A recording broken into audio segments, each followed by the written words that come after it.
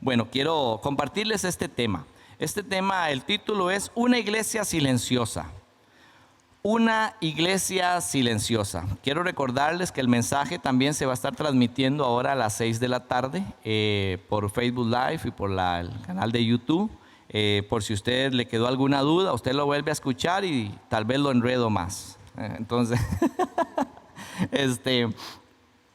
puede escucharlo, puede compartirlo a otra persona. Si va a ser de bendición, que yo así lo creo, puede compartirle, puede decirle, mira, el mismo mensaje que se dio en la iglesia en la mañana va a estar en YouTube y va a estar en Facebook también. Así que le motivo, una iglesia silenciosa.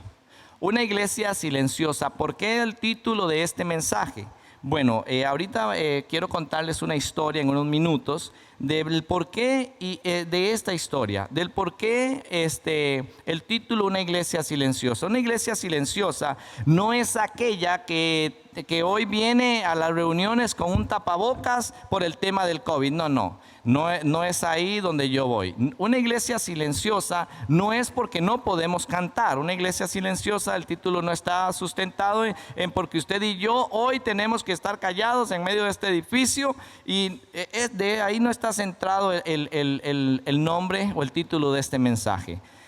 El título de este mensaje tiene una historia que yo sé que hace mucho conté aquí, pero que hoy quiero compartir de nuevo. Una historia que cada vez que la veo, que la leo, que la escucho, además de bendecir, confronta mi realidad como pastor, como hijo de Dios, como cristiano y como iglesia de Jesucristo que somos cada uno de nosotros. Nosotros, hermanos, cuando salimos de este lugar, aquí queda un edificio el cual tenemos que valorar, respetar y cuidar. Sí, estamos completamente de acuerdo, pero tenemos que entender que la iglesia no es un edificio, la iglesia no son 4 paredes, la iglesia es cada uno de nosotros, donde habita el Espíritu Santo y por quienes Jesucristo murió para darnos redención. Amén. ¿Cuántos están conmigo? Si alguien no está conmigo, pase al frente para que orar por usted. Para que acepte a Jesús. Esa es la iglesia. La iglesia somos cada uno de nosotros. Cada uno de nosotros somos la iglesia. Este edificio es una bendición, pero el Espíritu Santo mora es en cada uno de nosotros, no en unos bloques. Amén. Entonces, esta historia, quiero que vaya conmigo por favor a Hechos capítulo 8. Hechos capítulo 8. Donde ahí vemos los inicios ahí de la persecución de la iglesia, ¿verdad? Cómo inicia ahí la persecución de la iglesia y cómo suceden algunas cosas tremendas. Cuando están ahí, si no aquí lo tienen en las pantallas también, dice la palabra del Señor. Y Saulo consentía en su muerte. En su mayoría saben que está hablando de Esteban, ¿verdad? Acababan de matar a Esteban, el primer mártir de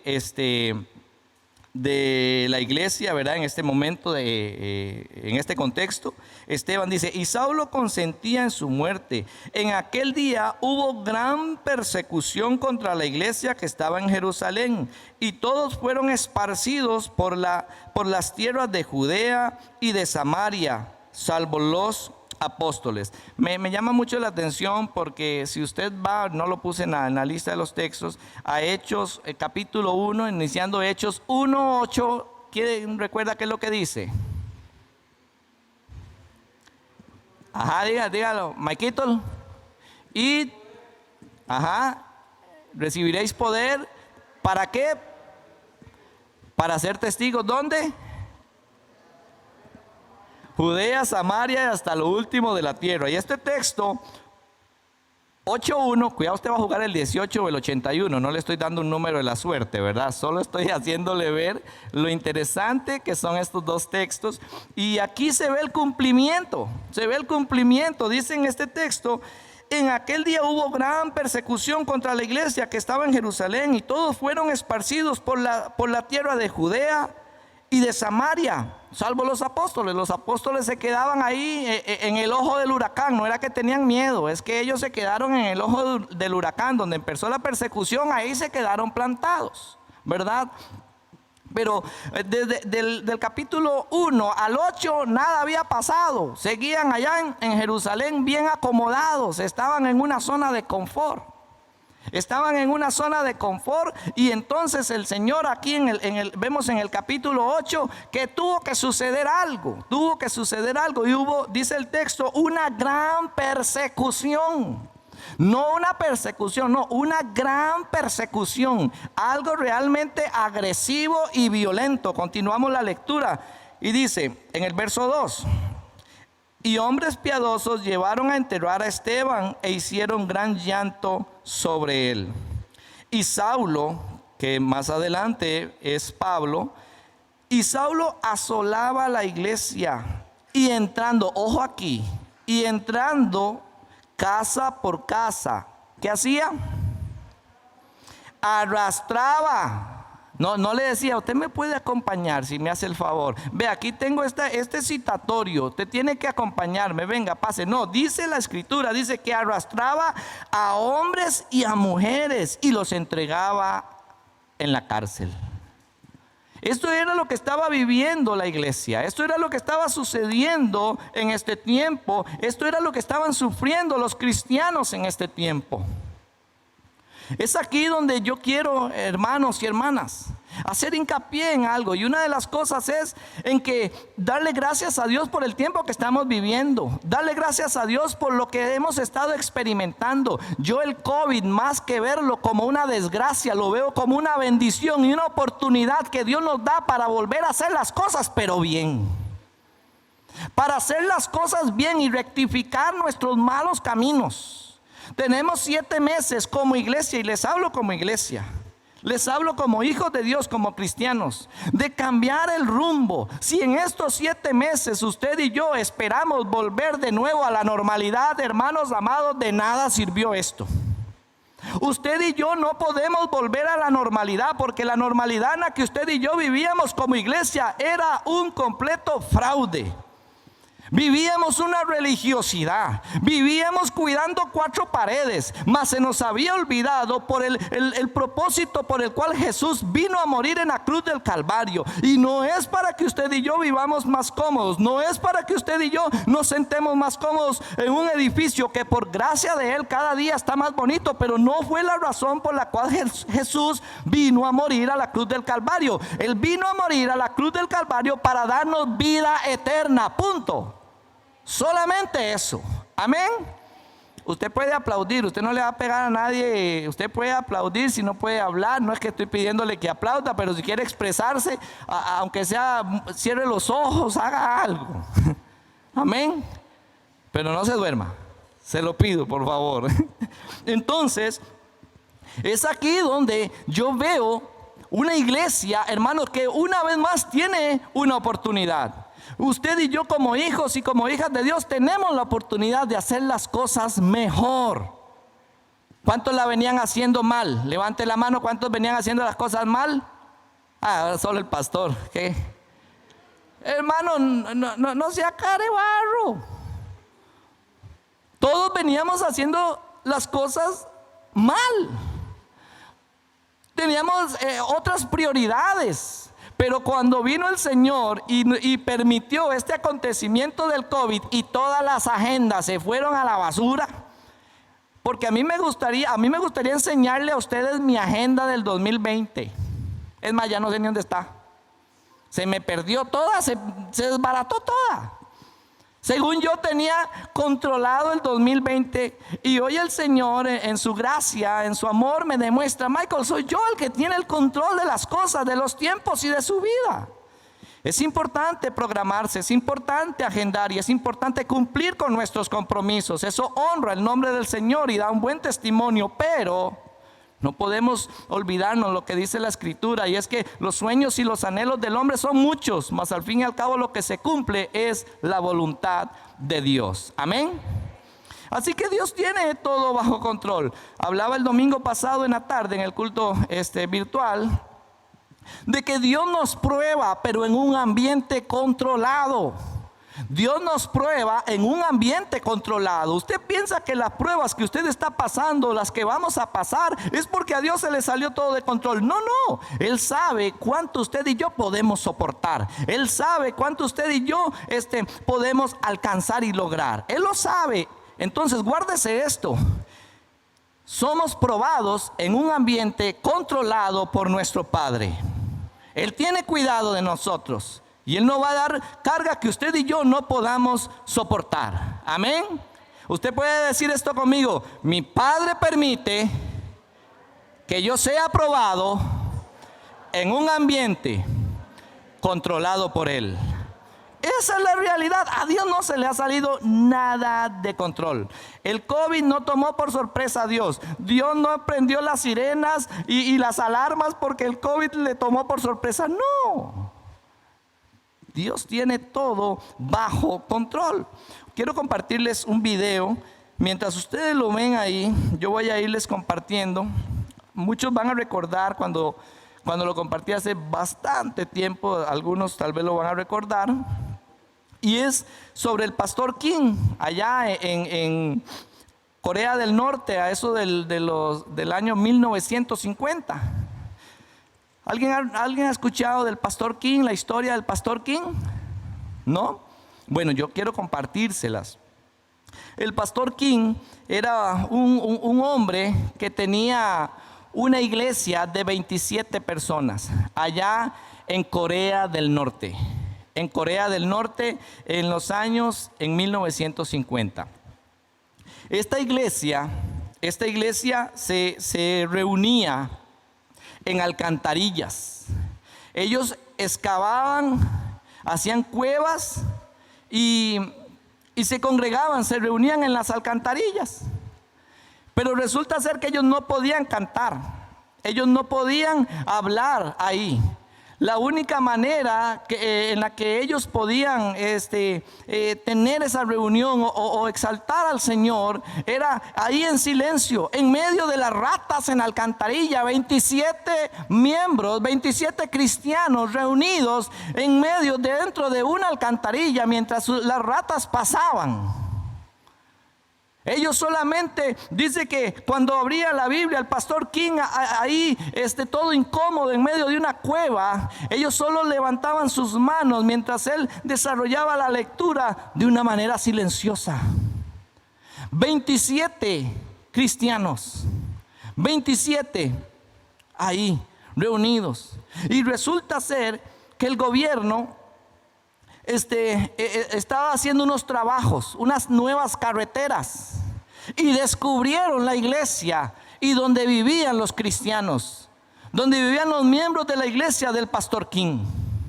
Y resulta ser que cuando los descubrieron, tomaron a los 27 cristianos más al pastor Kim y los llevaron a una plaza donde convocaron a más de 3,000 personas para que vieran lo que sufrían aquellos que seguían la superstición de Jesucristo, de creer en Jesucristo. Y resulta ser que ante la gran multitud de miles de personas viendo a los 27 cristianos más al pastor Kim, resulta ser que les dijeron que tenían que renunciar a seguir creyendo y profesando el nombre de Jesucristo. Mas ellos se rehusaron, ellos no quisieron hacerlo. Y ellos se mantuvieron firmes en no renunciar el nombre de Jesús, de no renunciar al camino que ellos habían decidido seguir. Y resulta ser que como no lograban convencerlos, ante la gran multitud tomaron 4 niños de la iglesia. 4 niños de la iglesia de una edad muy corta. Se los arrebataron a sus papás de las manos y les pusieron sogas en sus cuellos, en sus pequeños cuellos. Y les dijeron: si no renuncian de seguir a Jesucristo, estos niños van a morir ahorcados. Mientras los papás luchaban porque no se los arrebataran, siempre se los quitaron, les pusieron la soga en sus cuellos, en sus pequeños cuellos. Esto es real, esto lo sufrió una congregación. Y mientras les decían, si no renuncian, estos niños van a morir ahorcados. Y los padres de esos niños tomaron una decisión y fue acercarse donde esos niños y decirles: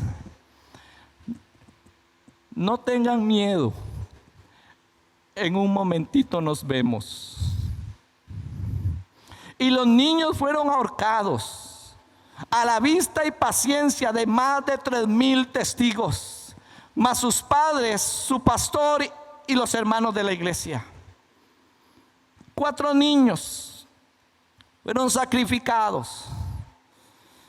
Y al ver que ellos no renunciaron, al ver que ellos no rechazaban el nombre de Jesús, les dijeron que se acostaran en el asfalto de la carretera nueva que estaban haciendo y mandaron a traer una aplanadora.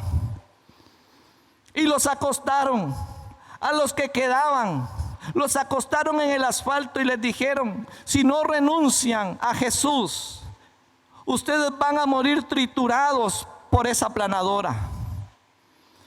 Y ellos no renunciaban. Entonces alinearon la aplanadora, los acostaron a ellos en el asfalto, y la aplanadora se acercaba a ellos, y el jefe, el comandante del ejército les decía, en la medida en la que la aplanadora se acercaba, les decía: renuncien a Jesús y salvarán sus vidas. Mas mientras la aplanadora avanzaba y la vibración que ella generaba, ellos entonaban un canto de adoración. Ellos entonaban como iglesia un canto de adoración que decía lo siguiente: más amor por ti, Cristo, más amor por ti. Que el dolor cumpla su propósito. ¡Wow! Mientras la aplanadora se acercaba, sus cuerpos sentían la vibración de la aplanadora, y mientras los huesos de muchos eran triturados, mientras la aplanadora avanzaba por encima de los cuerpos de ellos, no cesaron de cantar ante la mirada de esa multitud: más amor por ti, Cristo, más amor por ti. Que el dolor cumpla su propósito. Una iglesia silenciosa, pero un testimonio que ha impactado no solo mi vida, la vida de muchos, de miles. Y la iglesia en Corea del Norte sigue avanzando, sigue a pesar de todas las limitaciones, la persecución impresionante que tienen. Una iglesia silenciosa. Más amor por ti, Cristo. Más amor por ti. Que el dolor cumpla su propósito. ¿Y qué es lo que quiero decir con esto? ¿A dónde voy con esto? Ahorita llego, dice en el verso 4: pero los que fueron esparcidos iban por todas partes anunciando el evangelio. Hermanos, díganme si no es una bendición el tiempo que Dios nos ha prestado para meditar realmente lo que hemos estado haciendo como iglesia. Solo los valientes pueden reconocer: sí, venía haciendo las cosas mal, y por la misericordia de Dios hoy puedo revertir lo que venía haciendo.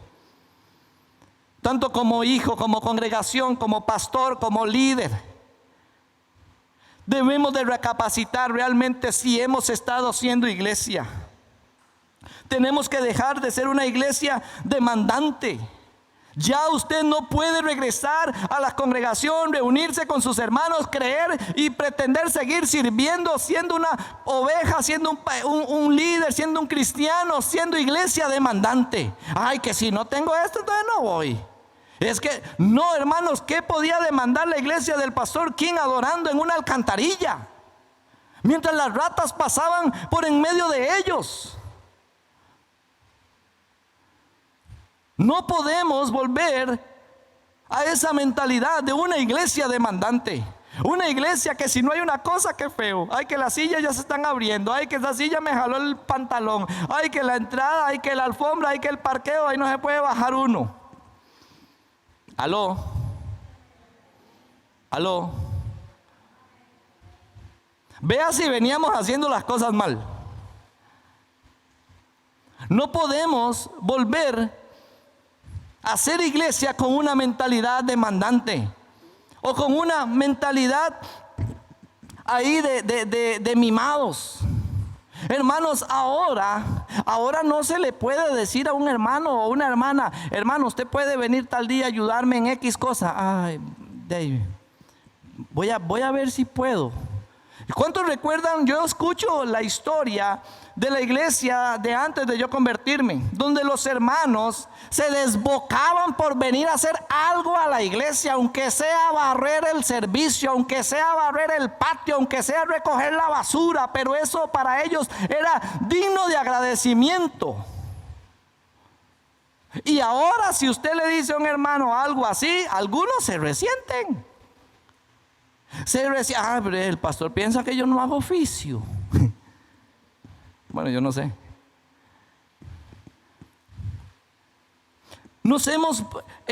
Nos volvimos una iglesia mimada.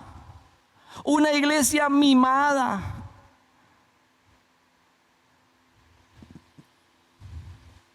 Una iglesia que tenemos que chinearla. Porque ahí, pues, no, pobrecito. Y no, hermano, tranquilo. No junte eso, no recoja. Hermano, tranquilo, no se preocupe. Nosotros aquí seguimos trabajando. Aquí le seguimos dando duro, barriendo, limpiando, recogiendo. Pero usted no se preocupe. Seguro usted pasa muy ocupado. No sea conchudo. Y yo sé que estoy quedando grabado en evidencia. Y esto es también para los que están en casa. ¿Qué clase de iglesia está haciendo? ¿Qué clase de iglesia estamos siendo? ¿Cómo estamos expresando el amor por el lugar, por la congregación, por la comunidad y por la familia que Dios ha puesto a nuestro alrededor? ¿Cómo estamos siendo iglesia con ellos? ¿Estamos siendo realmente iglesia? Estamos siendo una iglesia que dan testimonio como el de Esteban, que dice en el verso 4 que la gente lloraba porque se murió Esteban, lo mataron a Esteban, lloraban con mucho fervor. Hay gente que se muere y otros hacen: ay, Señor. No dan gracias a Dios por no darse color. Pero estamos dando el testimonio, estamos teniendo una vida de iglesia que realmente está impactando la comunidad, la iglesia, nuestros vecinos. ¿O será que usted piensa seguir siendo una iglesia mimada? Una iglesia que si está en la alfombra sucia, hermanos, es aquí donde yo les llamo a usted y a nosotros, a cada uno de nosotros como iglesia. ¿Qué estamos haciendo como iglesia? Hoy no, es que con esto del COVID no se puede ir a limpiar. Y podría decir un montón de cosas en este punto, pero para no herir susceptibilidades, porque estamos en el proceso de salir de una iglesia mimada. No por el COVID un montón de cosas, pero sí a otro montón. Aló. Pero, hermano, no se sienta mal, siéntase peor. ¿Qué estamos haciendo? Cuando vemos en este ejemplo la iglesia siendo perseguida, cuando vemos un ejemplo de hace poquitas décadas con el pastor King, de una iglesia que terminó así, que terminó el ciclo de ella, pero terminaron siendo semilla ahí en Corea del Norte, igual que Esteban. La muerte de Esteban, la sepultura de Esteban, el entierro, el funeral de Esteban, lo que hizo fue provocar un avivamiento. Y no hay un solo avivamiento en la Biblia que yo encuentre que no haya iniciado con una persecución. Todo avivamiento es provocado por una persecución. Pero ¿sabe qué es lo que pasó con ellos? Lo mismo que ha pasado con nosotros posiblemente en este tiempo, que estamos bien relajados en Jerusalén. Y el Señor ha tenido que movernos el piso. El Señor ha hecho este tiempo por su gracia y por su misericordia para que usted y yo pongamos las barbas en remojo.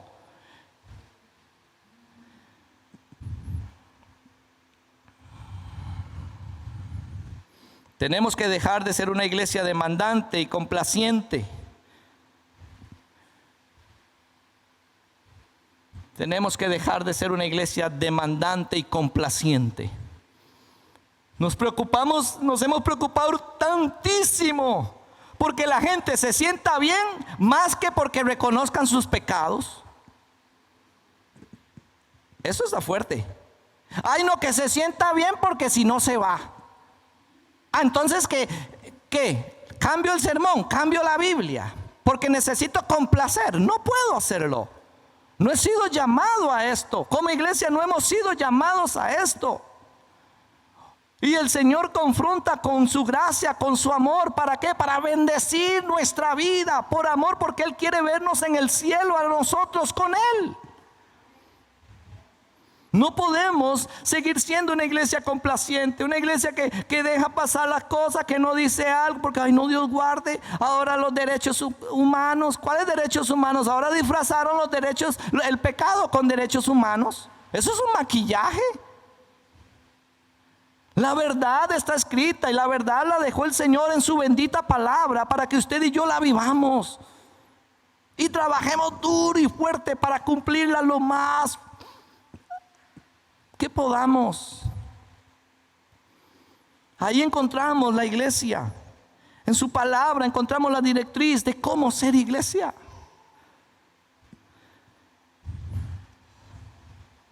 Estoy terminando. Dice ahí en el verso 6. Y la gente unánime, en el verso 5, voy al verso 5, perdón, dice: entonces Felipe, descendiendo a la ciudad de Samaria, les predicaba ¿qué? ¿Les predicaba qué? A Cristo. Les predicaba a Cristo. Voy a pedir a los músicos si pueden pasar, por favor. Hermanos, es a Cristo a quien usted y yo debemos de modelar. Es a Jesucristo a quien usted y yo debemos de presentarle a las personas. Es a Jesucristo. No es un ministerio, no es el nombre de la iglesia Familia de Fe. El nombre de la iglesia Familia de Fe no transforma a nadie. Quien transforma es Jesucristo.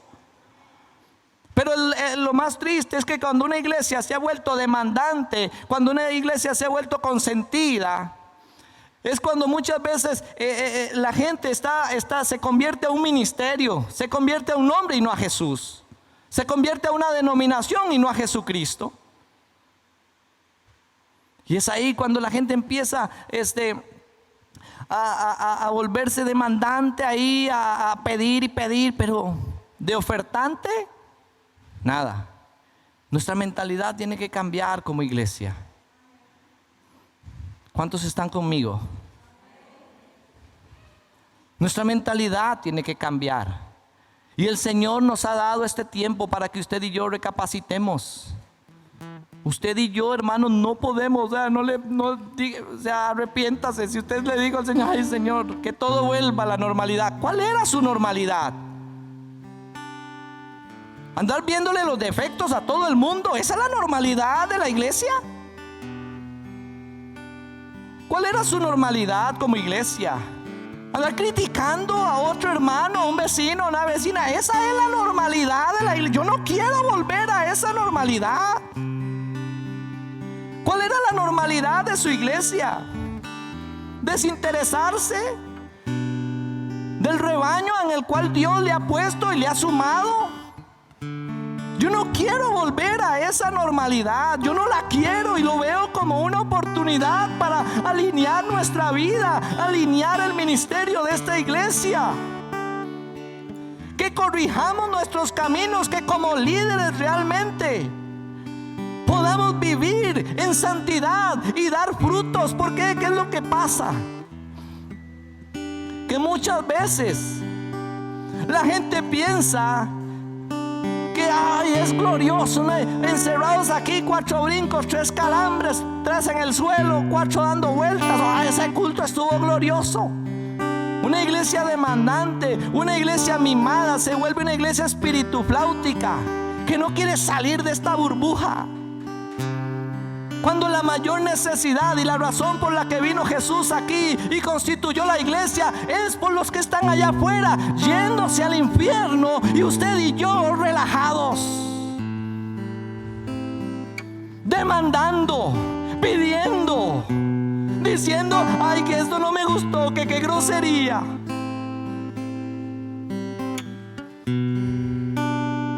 Muchos se encierran en un maquillaje de espiritualidad. Cuando vemos ahí en el verso 6 dice: y la gente unánime escuchaba atentamente las cosas que decía Felipe. Ojo, oyendo y viendo las señales que hacía. Oyendo y viendo. ¿Qué es lo que la gente está oyendo de usted? ¿Qué es lo que la gente está escuchando de usted? ¿Qué es lo que la gente está viendo de usted? ¿Qué es lo que está viendo de usted como iglesia? ¿Qué está viendo en Michael? ¿Qué está escuchando de Michael como iglesia?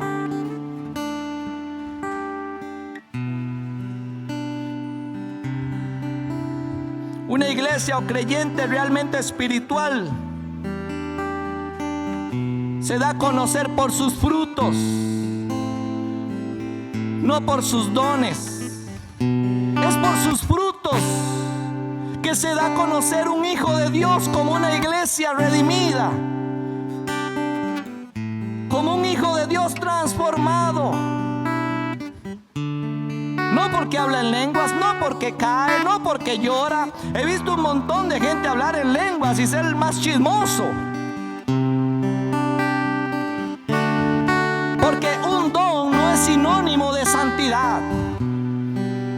Dice la palabra: en tu nombre echamos fuera demonios, en tu nombre sanamos enfermos. ¿Y cuál es la respuesta que reciben? Apartados de mí, hacedores de maldad, que no los conozco. ¡Wow! Con todo y su don se fueron al infierno. Porque lo que marca la diferencia de una iglesia no son los gritos, no son los escándalos, no es el edificio, no es el piso, no es el escenario, no son las cámaras. Lo que marca la diferencia de una verdadera iglesia redimida es el fruto que glorifique a Jesús.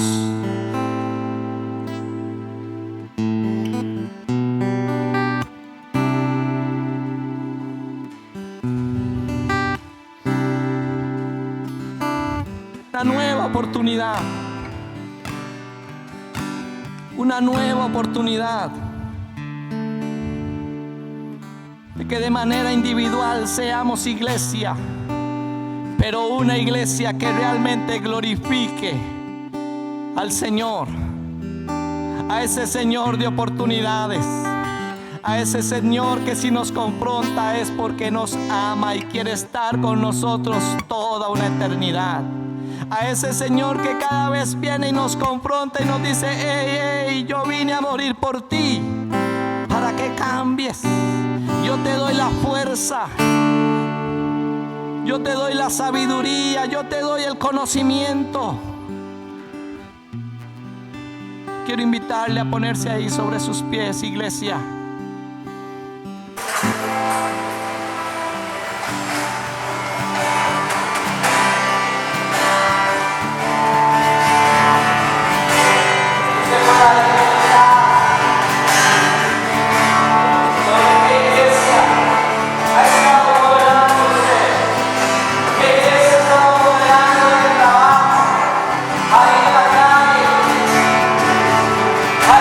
Amigos, ¿qué iglesia está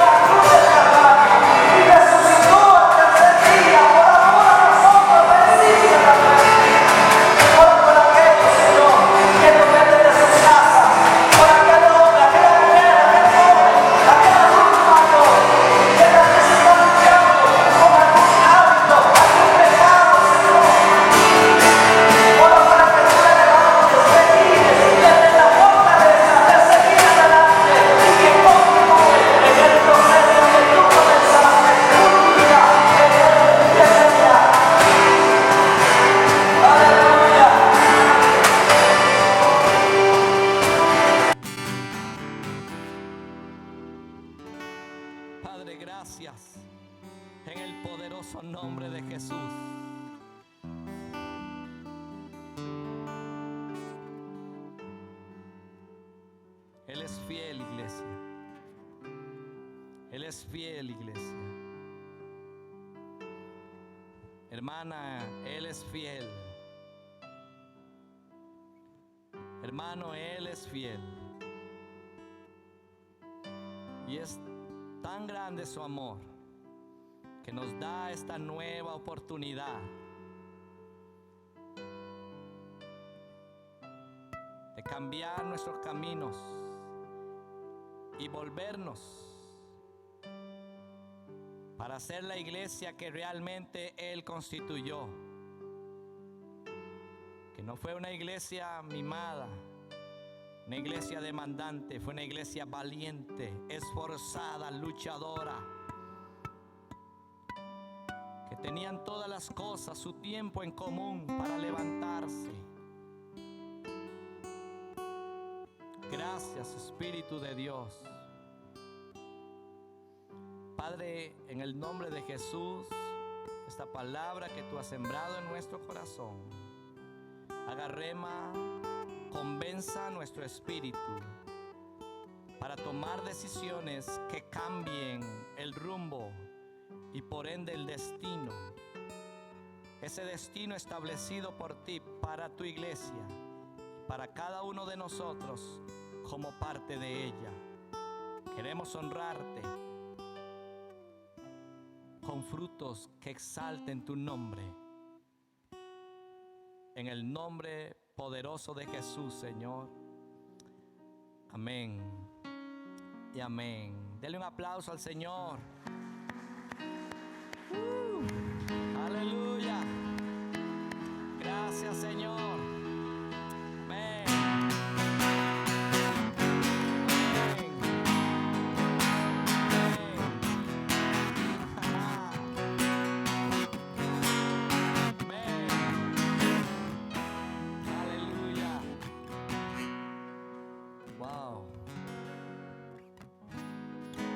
Gloria al Señor por este tiempo. Quiero invitar y motivarles a que se anoten para el próximo domingo. Igual a las personas que nos están escuchando en casa, si pueden anotarse.